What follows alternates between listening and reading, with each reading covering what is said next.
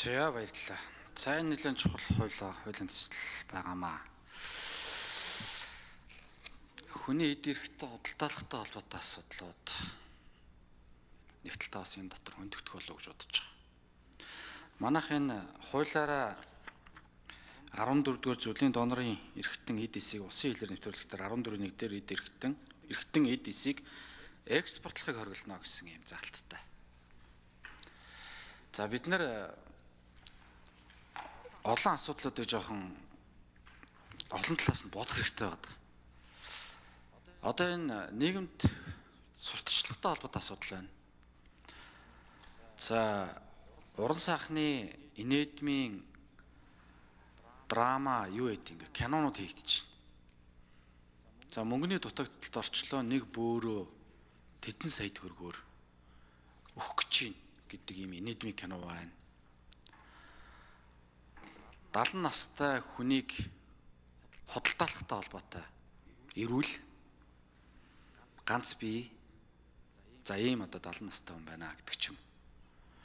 Тэр нөгөө аава зарна гэдэг нэг кинотой холбоотой асуудал тухай үед шудраг цэцэрлэгчийн газрын дараа ажиллаж байгаа үед хөндөгдөж ирсэн. Энэ өөрөө нөгөө хүнийг үнэлэхтэй холбоотой асуудал хөндөгдөд яригдаад явчихж байгаа энэ дотор. За энэ дотор ингээд зүгээр харах юм бол нөгөө эд эрхтний 8-тай холбоотой асуудал давхар хөндөгднө гэсэн үг. Тэгэхээр бид нар энэ сурталчлах асуудал дээр яаж зохицуултыг хийж явах ёстой вэ? Нэг. Хоёрдугаарт энэ донор болохоо илэрхийлэхтэй холбоотой асуудлууд байна. Түрүүн Чимбүрэн гүшин бас хэлчихлээ. Бочлоомжтой холбоотой асуудал дээр сошиалд бас нэлээд олон юм өрнөсөн. За одоо миний намайг одоо өгчүүл ингээрээ гэдэг ингээ сошиал дээр өөрсдөө шууд бичиж явах жишээтэй байгаа. За магадгүй муугаар бодоод тухайн хүнтэй асуудал үүсээд тухайн хүн маань амьгууд донор болох нөхцөл байдал үүсчлээ. Сошиал дээр бичсэн тухайн үеийн постыг жишээлбэл мэдээж нотлох баримтын хэлбэр дээр авч үзэж болохгүй баг. Гэхдээ энийг бид нар сурталчлах тал дээр энэ донор болохоо илэрхийлэхтэй холбоотой асуудал дээр яаж хөндөж авч үзэх вэ? Энийг бас сурталчилгааны хэлбэр дээр их сайн зүйтэй гаргаж танилцуулах хиймээр байна. Нэгэсэндээ энэ ч одоо грэслийн түвшин мөн үү биш үү? Тэ? Грэс нөгөө талдаа грэслэл албан ёсоор бичээд явж байгаа хүмүүстэй холбоотой асуудал байна. За хар гэрийнхэн тухайн грэслийг хүлээн зөвшөөрөхгүй асуудлууд үүсдэг. За энийгээ бид нэр яаж авч үзэх вэ гэдэг асуултанд би бас хариулт татмаар байна. За тэгээ ер нь энэ эргэтэн шилжүүлэн суулгахтай холбоотойгоор донорын аюулгүй байдлыг бид нар яаж хангах ёстой вэ? За ингээд 11-р зүйл дээр донор болохоо илэрхийлээд за ингээд донорын гэрчлэгээ эзэмшигч болоод ингээд албан ёсоор донорын гэрчлэгийг авчлаа гэж бод. Тэгвэл бид нар энэ эргэтэн шилжүүлэхтэй холбоотой донорын аюулгүй байдал энэ ёс зүйн асуудлыг хэрхэн зохицуулах ёстой юм бэ? Санаатаа санагддаггүй тохиолдлуудаас бид нар хэрхэн донороо хамгаалж авч үлдэх ёстой юм гэдгийг хэлсэнмээр байна. За гадаад улсад эргэтэн шилжүүлэн суулгах мэс засалт хамрагдаж байгаа иргэдийн тоог бууруулах дээр бид нар ер нь яг Монголын төр ямар арга хэмжээг авч ажиллаж явах ёстой вэ гэдэг ийм асуултуудыг асуух гэсэн. Баярлалаа. За их олон чухал асуудал асуулаа. Чимбүрэн гишүүн хариулъя.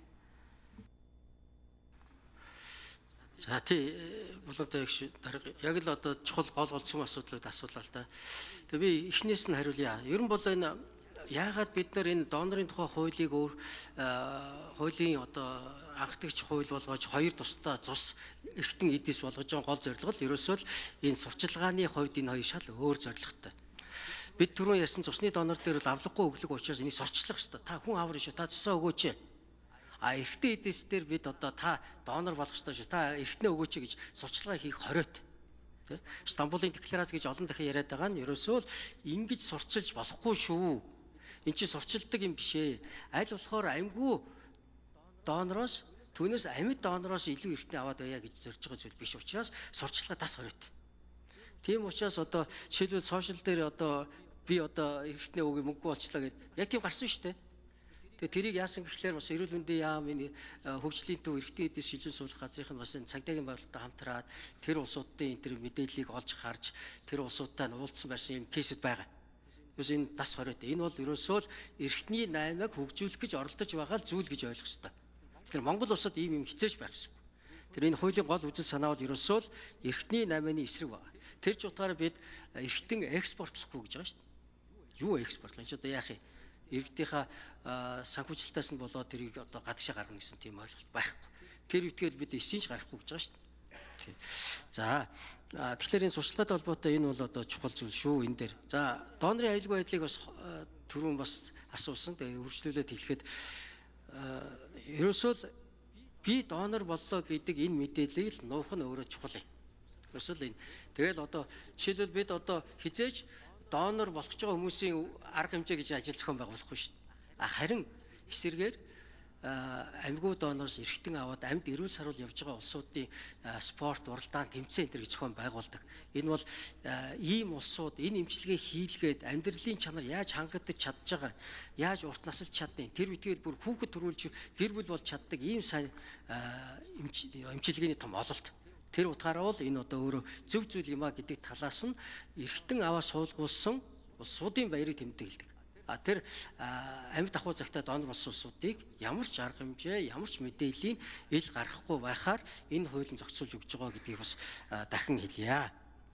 За гадаадд эргэтэн солих асуудлыг бууруулах чиглэлд бол одоо өнгөрсөн 20-24 оны үйл ажиллагаанд гол гарсан том дэвшил бол ерөөсөө л эрүүл мэндийн даатгах талаас дааж чаддаг болсон явдал юм. Нэгсэндээ та мөнгөтэй мөнгөөс үл хамааран эх орондоо эргэтийн шилжүүлэн суулгах боломж бүрдэж байгаа нь өөрөө том дэвшил болсон. Энийгээ одоо өргөжлүүлж шин технологиуд нэвтрүүлэхэд эрүүл мэндийн яам анхаарах байхаа гэж бодож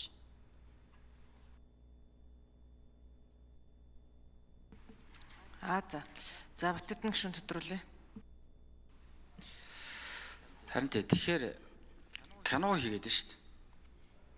Би бөөрөө 3 сая 6 саяар өгчүүл өрнөөс гарах гээд байна гэд кино хийгээд байна. Энийг яах вэ л гэдэг. Санкц нь юу юм бэ? Хоёрдугаар өнөөдөр ч явагдаж байгаа харилцаа. Бүгд найд Солонгос улс.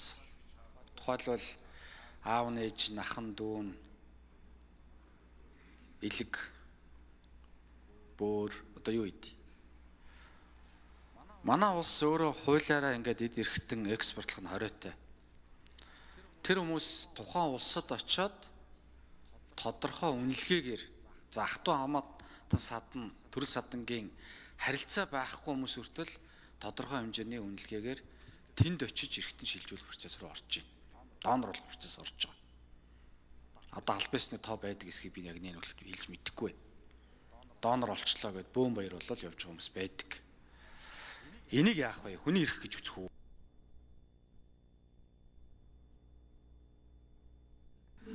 За Чимбүрэн гишүүн хариулъя. За түрүүн би бас тоо баримтууд хэлсэн. Ер нь бол одоо дэлхийд даяараа нэг 100 хүрэхгүй орон одоо эргэтэн эдийн шилжүүлэн суулгах үйл ажиллагаа явуулж байгаа. За бүгд олон улсын одоо энэ дэлхийн эрүүл мэндийн байгууллага тэгээд олон улсын одоо эргэтэн 8-тай тэмцэхтэй холбоотой энэ декларац нэгдэж ийм үйл ажиллагаа явуулах ёсгүй. Ийм үйл ажиллагаа явуулсан бол энэ бол ерөөсөө шууд хуулийн үн харьцуулах байдаг. За Монголоос очиж байгаа иргэд бол Монголын элчин сайдын ямаар дамжуулаад нотариатаар батлуулж иргэний бүртгэл мэдээллийг мэдээллээ тэнд баталгаажуулж очдог. Яг одоо хамаатан садан би